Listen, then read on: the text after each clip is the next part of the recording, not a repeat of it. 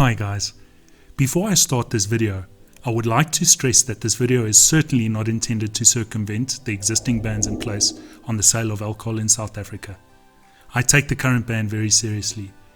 The World Health Organization has released a fact sheet on alcohol and COVID-19, warning that alcohol weakens the immune system and heavy drinking increases the risk of acute respiratory distress syndrome, which can also lead to widespread inflammation in the lungs. I would also like to state that this video is not intended for anyone under the age of 18. Alcohol is bad. You shouldn't drink alcohol. And great care should be taken by anyone attempting to brew their own alcohol at home in terms of food safety and to eliminate the potential for methanol poisoning.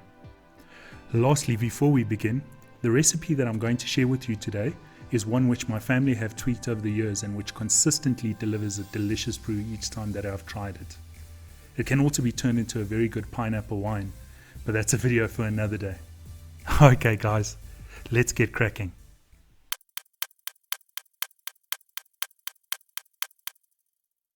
Okay guys, we're going to start off by using the scrubbing brush and giving each of your pineapples a good scrub, as we will be using the pineapple skins.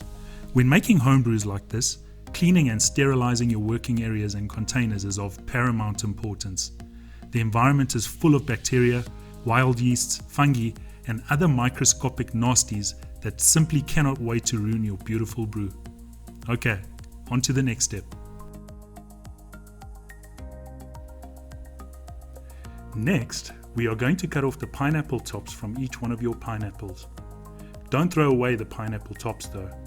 Depending on which region you live in, and if you have green enough fingers, you can replant them and grow them into very cool tropical houseplants. Right, time to dice those pineapples up. As you can see, I'm not peeling mine, and I prefer to cut them into smaller chunks to aid the fermentation process. You're more than welcome to cut yours into bigger chunks if you wish, as it boils down to your own personal preference at the end of the day. While cutting everything up, I'm throwing all of it into a large pot. Chop up your ginger and jalapenos as well, and chuck them all into the pot. Now I know some of you might be cringing at the thought of this. What? Putting jalapenos into pineapple beer? What the hell is this dude smoking? I was also skeptical at first, but I found that the jalapenos create a sharpness and heat in the brew that balances the sugar superbly.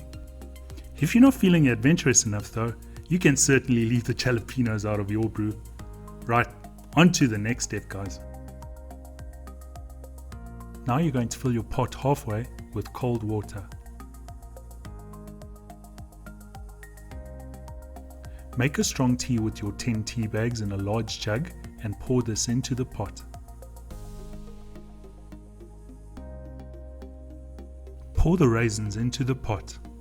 I have found that pineapple beer needs a little help to retain the flavor and body you would expect from such a full flavored fruit. After fermentation, the wine can be a little thin, so we need to boost the body and bolster the flavor. Adding raisins gives the finished beer more body, and the beer will have a sweeter quality. Turn the stove off and then add your sugar.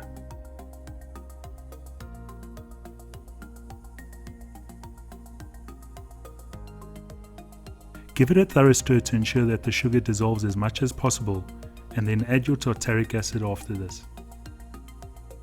Let the pot stand and let it cool down to approximately 26 degrees Celsius.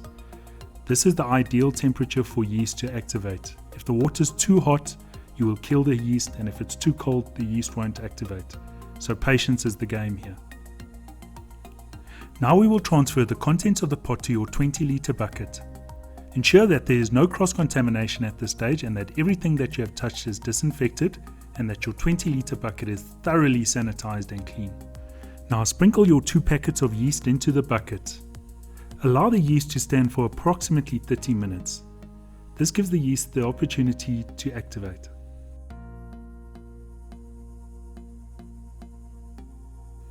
Okay, you've done an awesome job so far guys. We're on the home stretch now. This is an optional step for those who want the best fermentation possible. If you don't have an airlock, you can put the lid back onto your 20-litre bucket, but don't seal it, as it may explode if the gases cannot escape as the brew starts fermenting and the yeast turns the sugar into alcohol.